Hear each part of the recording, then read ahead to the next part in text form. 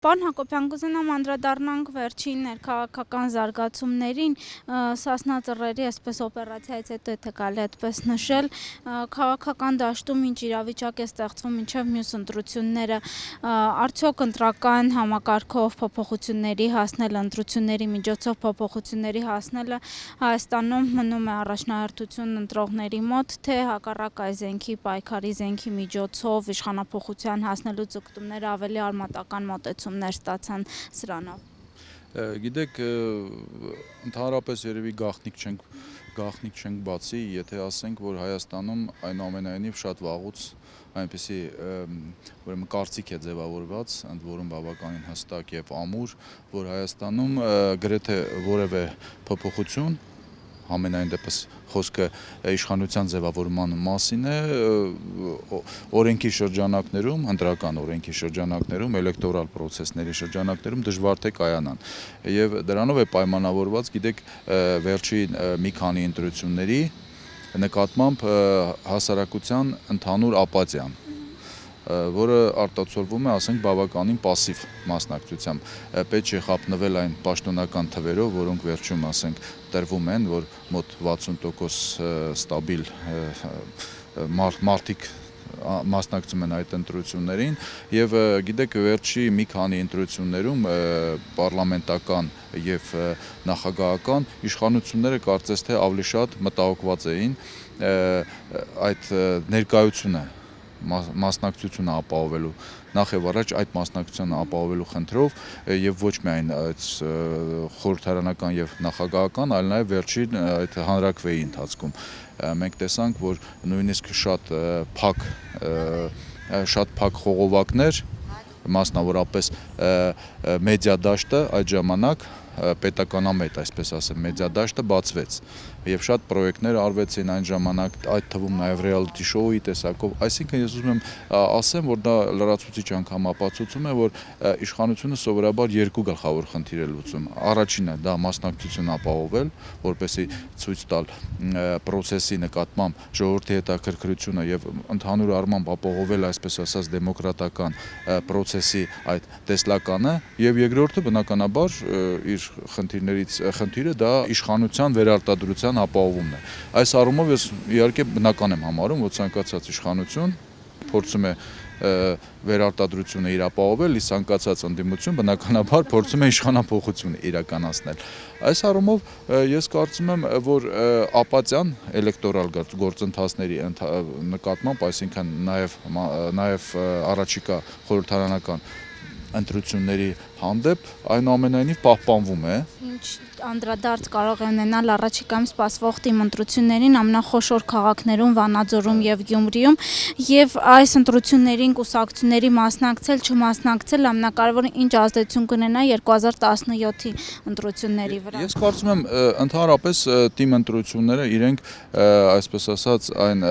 գլխավոր նախերգանքն են այդ խորհրդարանական ընտրություններից առաջ, եւ դա միշտ է այդպես։ Ես առիթ ունեցել եմ բազմիցս ասել, որ ինձ զարմացնում է մեր այսպես կոչված ընդդիմադիր քաղաքական ուժերի եւ այսպես կոչված եւ իրոք այն ընդդիմադիր քաղաքական ուժերի անտարբերությունը թիմ ընտրությունների նկատմամբ, որովհետեւ դա այն վարչական ռեսուրսին տիրանալու պայքարն է,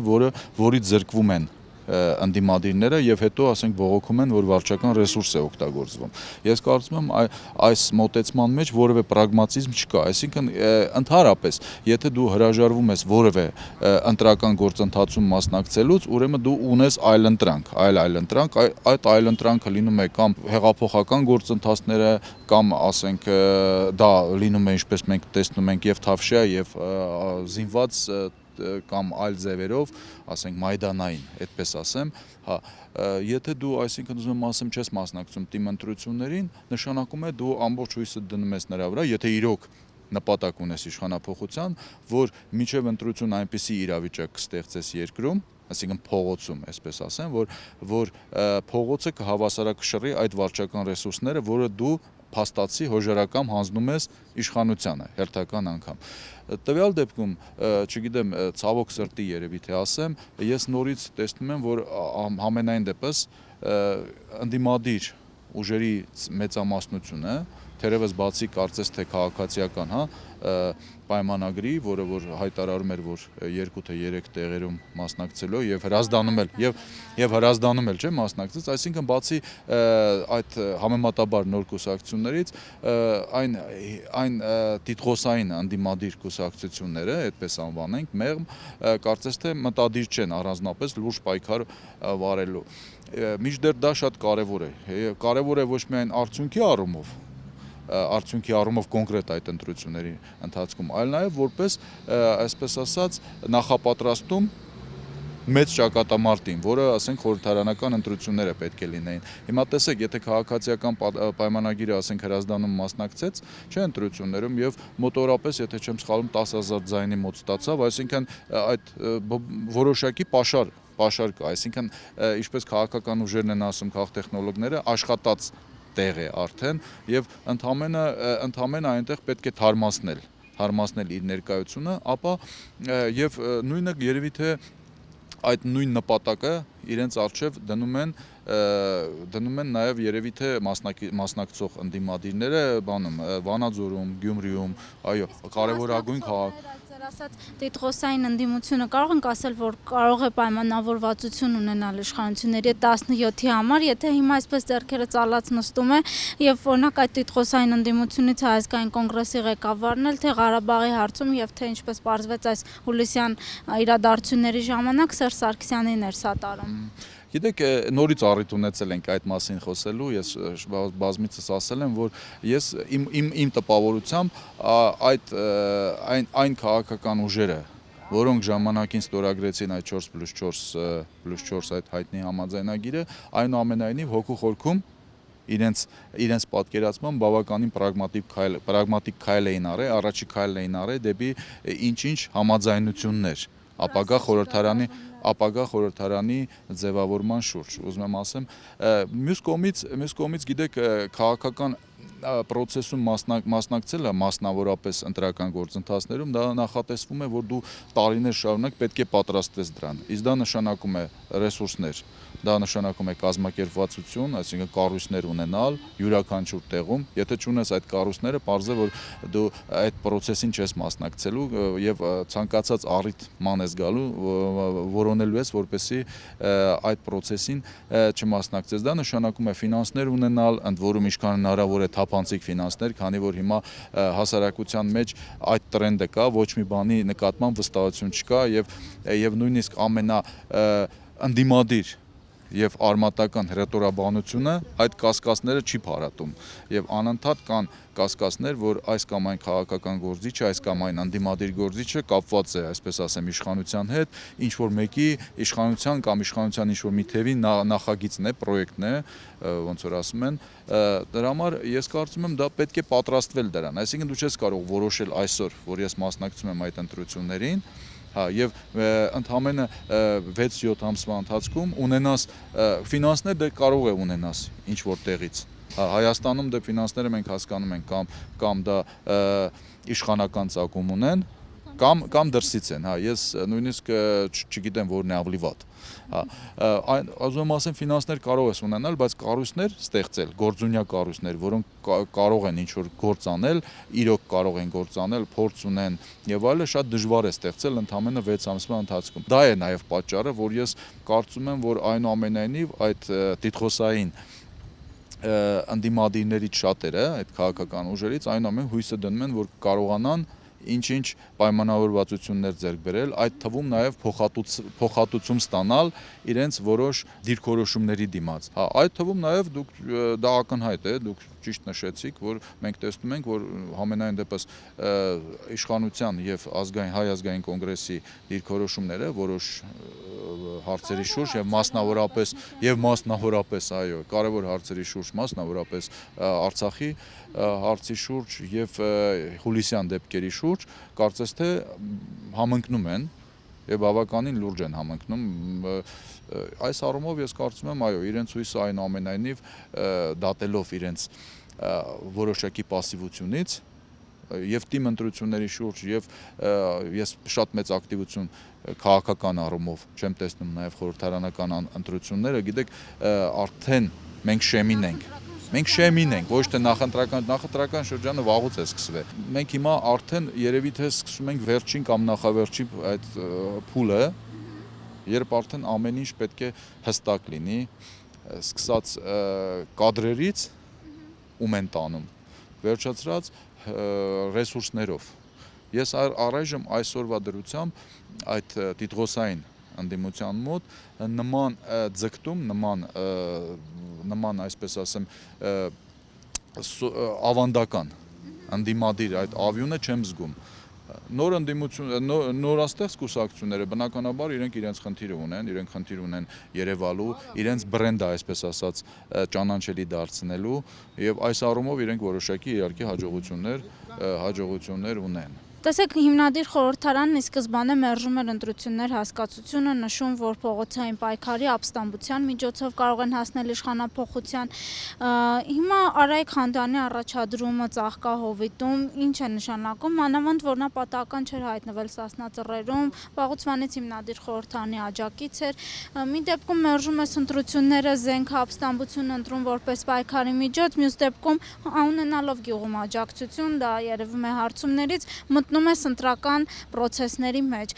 Ինչ տեխնոլոգիա է սա եւ նշում են սա փոքրիկ մարտահրավեր է իշխանությանը, բայց փորձենք ավելի քաղաքագիտորեն հասկանալ։ Գիտեք, ես համաձայն եմ ձեզ հետ, որ այստեղ ուրեմն քաղաքական տեսակետից կա, այսպես ասած, անտրամաբանություն, որովհետև իրոք եթե գլոբալ առումով դու մերժում ես ընտրական գործընթացները իշխանափոխության հարցը լուծելու համար, ապա իրոք անտրամաբանական է, որ մասնակցում ես փոքրում։ Կարելի է դա անվանել այո փոքրիկ մարտահրավեր եւ այլը, բայց քաղաքական տեսակետից, գլոբալ քաղաքական տեսակետից իհարկե այստեղ որոշակի անհասկանալի պահ կա։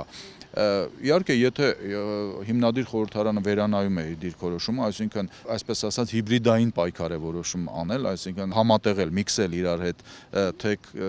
զուտ քաղաքական պրոցեսը, ընտրական, թե դրսում, դա էլ է ճանապարհ ու ընդ որում եթե այդ դրսի ճնշմամբ էլեկտորալ պրոցեսներում հաջողության հասնել, դա դասական բան է։ Դա դասական տարբերակ է, դա էլ է ճանապարհ, բայց ուղղակի քանի որ դա հատվածային բնույթ է կրում, կարծես թե առայժմ, այսինքն մենք չունենք հստակ դիրքորոշում, թե հիմնադիր խորհրդարանը արդյոք փոխել է իր դիրքորոշումը, սա ընդհանրապես հատված է, թե սա մի մեծ նոր ռազմավարության էլեմենտ է, մենք այսօր ընդհանրապես կարող ենք արձանագրել, որ կա այսօր որոշակի անտրամաբանություն, այսինքն կա հայտարարություն եւ կա գործողություններ, որոնք չեն բխում այդ հայտարարությունից։ Այս առումով այո, բայց ինչ վերաբերում է, բայց մի բան պետք է այնուամենայնիվ մենք փաստենք։ Հիմնադիր խորհրդարանը որպես քաղաքական միավոր եւ հիմնադիր քաղաքականի այդ ռազմական թևը որպես ռազմական, այսպես ասեմ, միավոր իրենք տարբեր ձևի են ընկալվում հասարակության կողմից։ Այսինքն շատ նույն գործիչները հիմնադիր խորհրդարանի որպես քաղաքական դեմքեր եւ որպես զինյալներ բավականին տարբեր ձևի են ընկալվում։ Այո, դա բացարձակապես, ես նույնիսկ ասեմ, բավականին բացարձակապես տարբեր ձևի են ընկալվում եւ եթե ասենք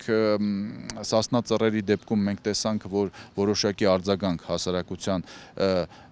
մի որոշ հատվածի կողմից եղավ, ապա բանը քաղաքական, երբ վերսկսվեց, այսինքն իրենք վերադարձան, այսպես ասեմ, քաղաքական ազատության հրապարակ քաղաքական բաղադրիչը վերադարձրեցին, ապա